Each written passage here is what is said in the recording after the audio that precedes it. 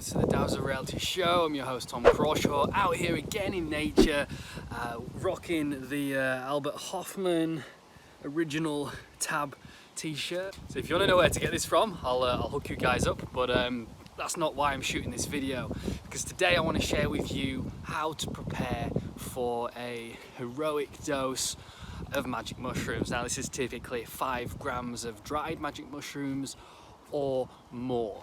Now obviously with different strains and different methods of drying, you will find that the mushrooms have different strengths, right?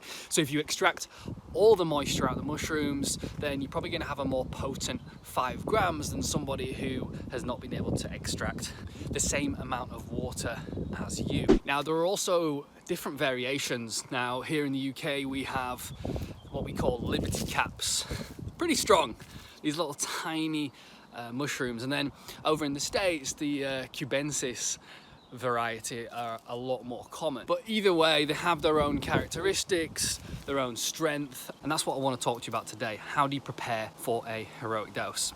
Cool, so I'm out here in nature again, just rambling away. Apologies if the audio is not too great. I'm just out here on the top of this hill again. Might even sit down here like I did last time. It's a nice little spot, so I'm just gonna do a little crouch. All right guys, so now you know what a heroic dose of magic mushrooms is. You can also reference my other video where I share my full in-depth trip report for my 5 grams of magic mushrooms heroic dose trip report. So you can take a look at that. It'll be on the screen about now somewhere at the top. And I've had a bunch of questions of like, how do you prepare for what's about to happen? Now, we'll preface this video and just say that I'm not condoning the use of any illicit substances. I'm just sharing information that will hopefully make you a better and a safer human being if you do decide to test something out yourself. Now, with a heroic dose, you're jumping in at the deep end. So what we usually do as kids is we start in the shallow end and we learn how to swim before jumping in at the deep end. So that's what I recommend here, because you've got to really mentally prepare yourself for literally losing your mind. And for some people, if you're not prepared, if you're not ready, if you go too fast too soon, you could actually cause yourself PTSD. And no, I'm not joking, there are some negative side effects that could happen if you're not prepared, if you have a history of mental disorders in your family, something that you want to be careful about. So how do you prepare? Well, assuming that you have the relevant experience and you're committed, you're a hell yes, you want to do this, then there are a few things that you want to do. You want to clear out about 2 days in your calendar where you don't have any meetings, where you're not working, where you don't have to be anywhere, you don't have to be around anyone. That gives you the time and space to, first of all, do some pre-session journaling to figure out what it is that you're trying to get answers to. What do you want to get out of the session? Because the mushrooms will really help teach and help you answer those questions. And another sort of contradiction to what I'm saying here is that ultimately you're going to have to grab your questions and your intentions for the session, rip them up, burn them, throw them away, and surrender to the experience, because the mushrooms will show you what you need to know, not what you want to know. All right, so that's just a really important thing that I had to share.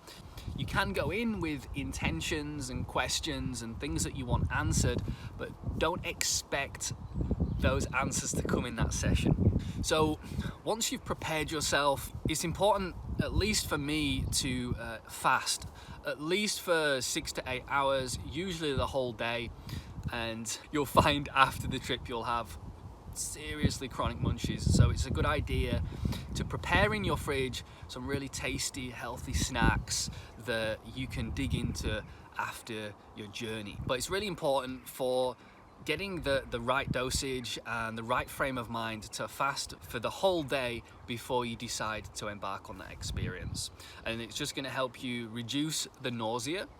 You're going to come up quicker, which for some people is it's a good and a bad thing, right? Because you really will feel it. You'll feel it, all the bodily sensations, and you'll feel a little bit uncomfortable, or in the case of a heroic dose, you'll feel a lot uncomfortable.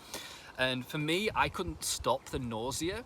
So that's just something that you need to prepare yourself for, because if you feel like you're going to be sick and you go and throw up, then that's all the precious cargo in your stomach that you're using for the trip. So it's pretty important that you breathe through the nausea. So other things you can do to prepare is to be in a safe, comfortable space, ideally with a sitter or somebody in the house you can go to if you have an issue or a problem or something that's just getting too intense.